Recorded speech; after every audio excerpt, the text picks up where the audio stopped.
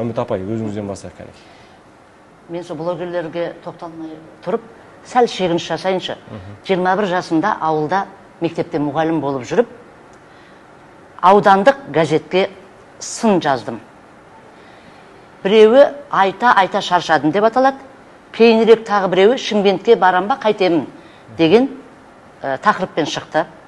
Сол екі аудандық газетке ғана, ол кездегі Ленин жолы, қазіргі таластыңысы, аудандық газетке ғана шыққан сол азғантай ғана менің статья дейміз ғой, мақалам арқылы аудан басшылары қозғалып, менің аудан мен ауыл арасындағы көтерген екі проблемамды тез арада жолға қойып берді. Бұрынғы журналистердің осындай мүмкіндігі бар болатын. Әлі де бар деп сенейік. Бұған бірақ мүмкіндігінше бәрібірде жоғарғы басшылықтар, билік егелері кішкене қолдау көрсетпесе, онда бұл жұмыс қараң қалады. Сондай мүмкіндік бар. Енді осыны дәл қазір жаңағы смартфондар, телефондар, еңкейген кәріден еңбектеген балаға дейін қолында.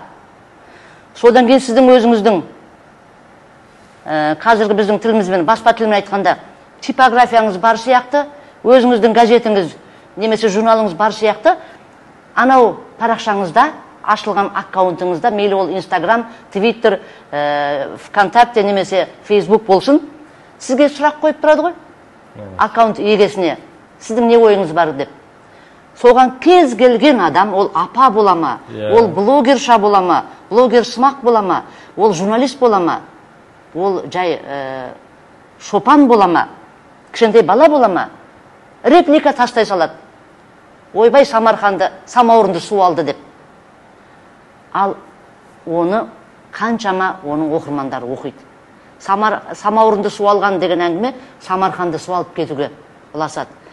Осы жөнінен енді біз күтіп отырмыз, мұны өзіміздің Facebook парақшамызда да, барлық парақшамда, мысалы, мен өз басым жеке көтердім, басқа да блогерлер деймін, үлкен аға буын өкілдері де, зиялы қауым өкілдері де, барлық парақшаларда, әлеуметтік желілерде көтеріп жатырмыз. Парламент мүшелері, депутаттар қолға алатын шығар.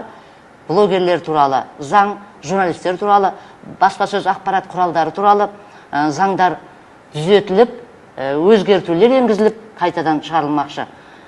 Кішкене талапты дұрыстауымыз керек.